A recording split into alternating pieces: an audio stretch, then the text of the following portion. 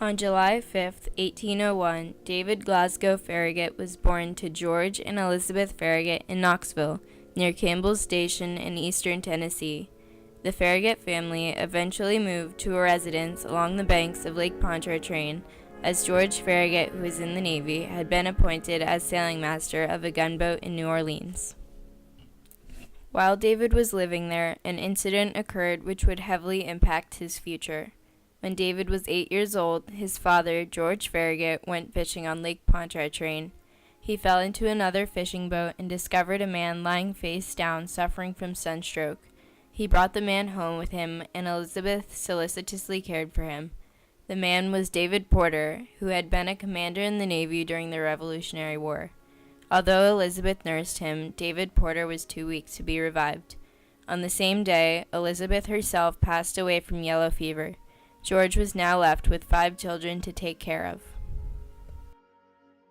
David Porter had a son whom he had been living with, who was also named David Porter and was currently a Commodore, though later captain in the Navy. Commodore David Porter wanted to show his gratitude towards the Farragut family for taking care of his father in his last moments, so he made the offer to adopt one of the children.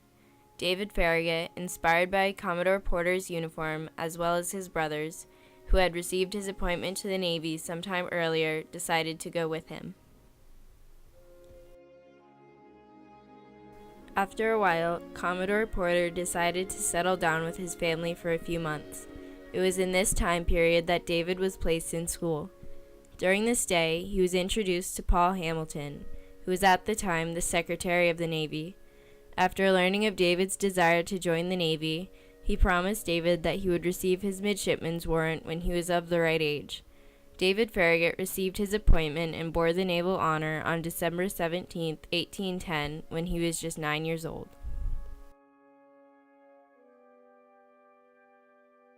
Commodore Porter was commissioned to the frigate Essex in August of 1811. David Farragut, although young, accompanied him. This would be the first time he would face the harsh reality of war and begin his service. The Essex was in a squadron consisting of the frigates President, States, Congress, Essex, and the brig Argus. Under the command of John Rogers, the squadron's orders were to cruise off the coast and to protect American commerce from unlawful interference by British and French cruisers. The Essex was successful in its mission as it captured and overtook many British ships. After a couple years on the Essex, David Farragut underwent his first battle. In January of 1814, the Essex arrived off the coast of Chile. After passing Concepcion, the ship kept going down to Valparaiso, where it dropped its anchor and stayed until the British frigate Phoebe and the sloop of war Cherub arrived in early February 1814. The 3 ships stayed in the harbor for a couple days. However, on the 28th of March, 1814, the Phoebe and the Cherub proceeded to launch a combined attack. It was a rigorous fight and many were killed. Sadly, in order to save the wounded, the Essex surrendered around 6:30 p.m. During the time between his first battle on the Essex and the Battle of Mobile Bay, David Farragut became a very accomplished and experienced naval officer. He fought in many battles and, due to his great skill and experience, climbed in rankings. In early January of 1864, David Farragut, now Rear Admiral Farragut, departed aboard the flagship Hartford for the Gulf of Mexico. He commanded the fleet made up of the USS Tecumseh, Manhattan, Winnebago, Chickasaw, Brooklyn, Octorara, Metacomet, Richmond, Port Royal, Lackawanna, Seminole, Admiral's Barge Loyal, Monongahela, Kennebec, Ossipee, Itasca, Oneida, and Galena. He was focused on Mobile Bay, the inlet of the Gulf of Mexico, whose mouth is formed by Fort Morgan Island in Alabama.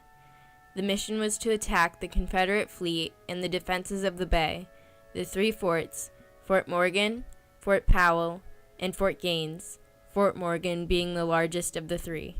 The fleet arrived in late January, but it was too late to attack. The fleet stayed near and waited for the right time.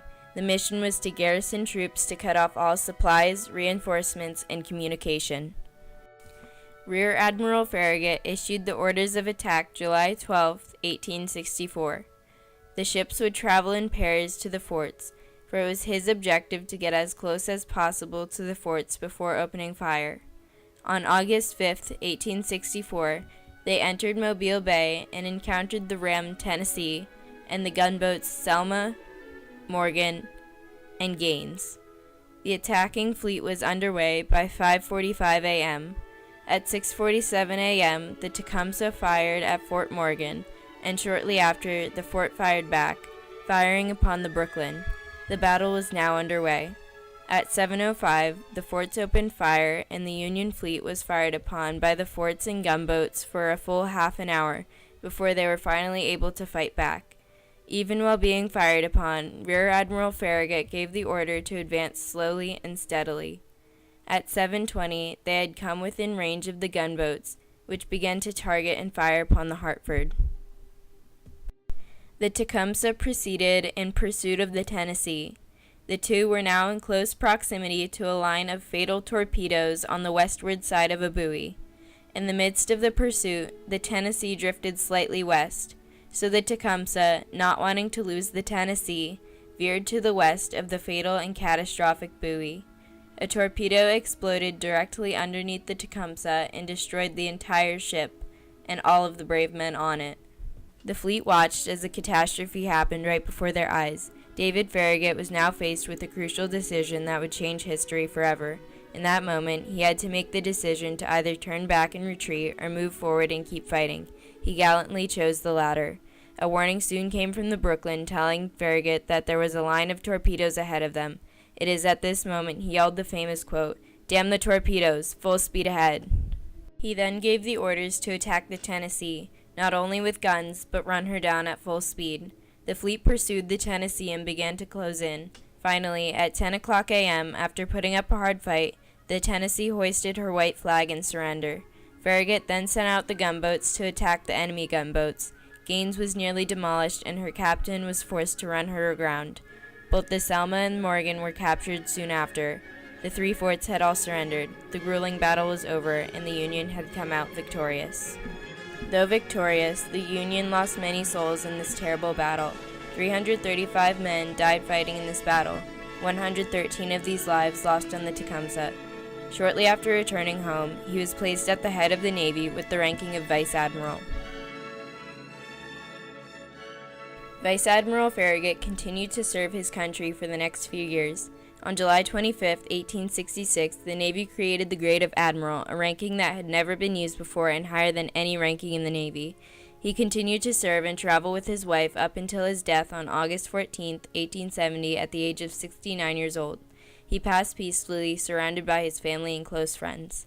His funeral was held September 20, 1870. His funeral procession was made up of the President of the United States and his cabinet, naval and military officers, veteran associations, over 10,000 soldiers, the fire brigade, and many civic societies. He was buried in Woodlawn Cemetery in Westchester, where he still lies peacefully today. David Farragut left behind a legacy that will always be remembered. He played a major part in many wars and battles that shaped our country and became the first Vice Admiral and Admiral of the United States of America. He is living proof that it is possible to achieve anything. He worked his way up, rank by rank, and deservedly achieved the rank of Admiral for his noble service to our country. David Farragut also left a permanent mark on naval history in the United States Naval Academy. He is a role model for all midshipmen, modeling hard work, perseverance, bravery, intelligence, and true greatness. His quote is recited on multiple occasions at the Academy when it is fit to motivate the midshipmen with these historical words. These words ring in the hearts of all midshipmen, his story permanently engraved in history, never to be forgotten.